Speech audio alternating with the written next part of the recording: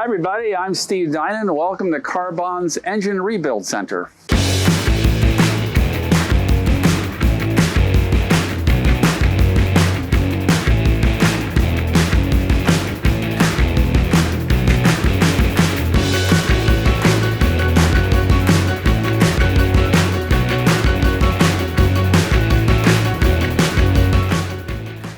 I have been involved in rebuilding and making high performance as well as racing engines for 46 years. Built my first one in 1980, and in 2002 with Sidedraft Webbers made a whopping 210 horsepower back in those days. But we won the championship in our first season. Since then, we've won many championships and many races. And as you see here, this is just the trophies from our engine rebuild center. This is us supplying engines to other people, not our own race cars. This during the Grand Am era from 2003 through 2013. We won 5 racing championships. We won 3 prototype championships, that's mid-engine prototype cars, as well as 2 overall wins at 24 Hours of Daytona, which is what these big trophies are here in the center. These represent our podium finishes for that period. We wound up with 52 podiums during that period of racing. Come on into the facility and we'll show you what we do here.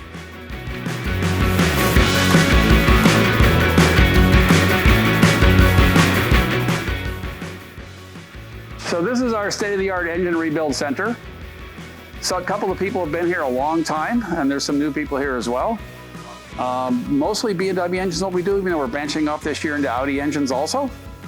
The engine comes in here through this door and goes into a teardown center for examination when your engine comes in. And then it goes into a cleaning process. And the cleaning process is super important. We're gonna head this way. So first, when the engine is stripped, the internal block and head goes into the parts washer. It's basically like a giant dishwasher. And then it goes into a rinse tank to rinse all the cleaning materials off of it.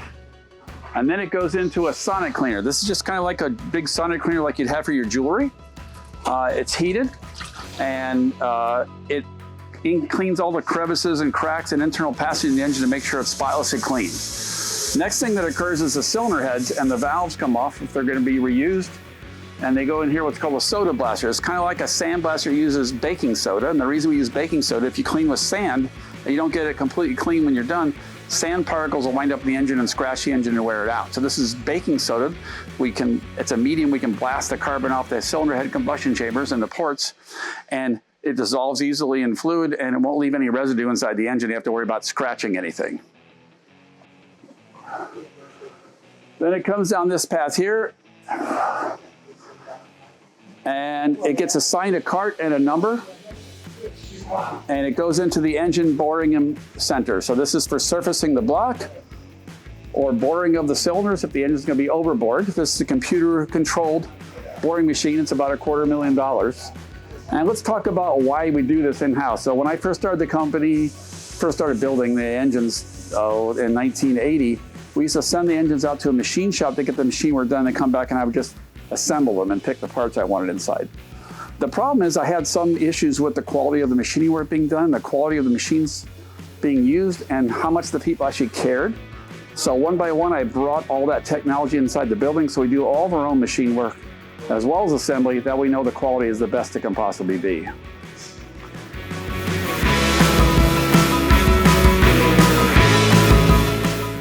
Then it goes into the honing machine. We have 2 honing machines here. One for Alusil, which is a silicon crystal based aluminum block, and one for Nicosil, as well as the new bores in the S58 and B58 were plasma iron deposits on the cylinder walls. And this hones the cylinders to a surface finish with a hone on it with like a crosshatch. Or in this case, on the Alusil, they're pasted to a super fine platinum finish, and we etch away the aluminum to make the silicon crystals proud, and the pistons glide on the silicon crystals with oil trapped between the silicon crystals. It's a really neat process, time-consuming and difficult. It then goes down to our cylinder head section, and we have a seat and guide machine, and there's going to be some close-up of this operation you'll be able to see, just like there was with the boring machine over there. Shows how we cut valve seats and valves. Over here we have a balancing machine where we can balance the crankshaft, drill the counterweights for balance. Or we have a rod sizing machine. So in case we're reusing your rods, and in most cases with a high performance motor, we don't, we put a Carrillo racing rod in, and we're gonna go into that tomorrow. But if we're just rebuilding a stock engine or an older engine, sometimes we'll resize and recondition the existing connecting rod. Over here we have a valve facing machine. This is the face off the valve itself. It's going into the cylinder head. It's being done over in the seat and guide machine. And that machine also, you can replace valve guides and ream valve guides on the other side. And this is a head servicing machine, so we can surface cylinder heads to make sure they're flat. Once it goes through all these steps, the engine's re-cleaned again, because cleanliness is super important when it comes to high performance engines. And the engine gets cleaned 3 times, once when it comes in, or once after the machine work, or once when it gets put together to make sure it's spotlessly clean. Once it's that, it goes down to our parts section. Now we have all the parts on the shelf, and we're going to go into some of them in detail tomorrow to rebuild.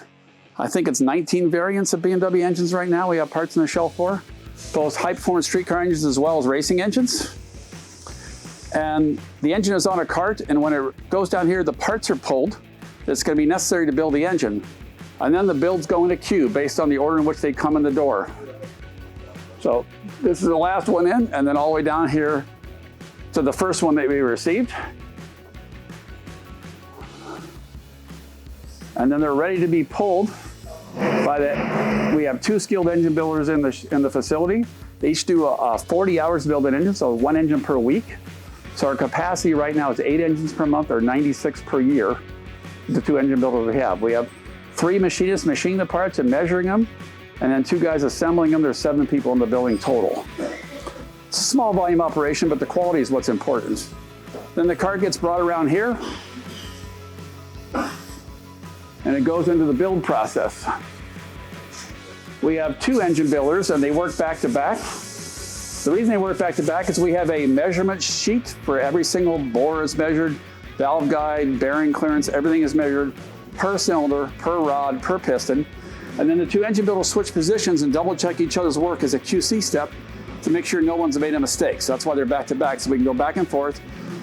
Each person builds their engine, then they cross places, switch places, and then they each check each other's work every step of the way for the whole 40 hours to put the engine together. So also, as you can see, the floor is sealed with aircraft paint, spotlessly clean and buffed every week. So the place is spotless because, like I said, cleanliness is super important to this process. And then tomorrow we're going to go into why we build certain engines the way we do, what they're good for, what they're not good for, to help you understand what purchase you want to make when you're buying a high performance engine. One of the problems we have the most with high performance engines is the people who are buying the engines don't understand enough about the engines to select the right engine. And each engine has a certain amount of tuning it will accept or power it will take before it has a problem.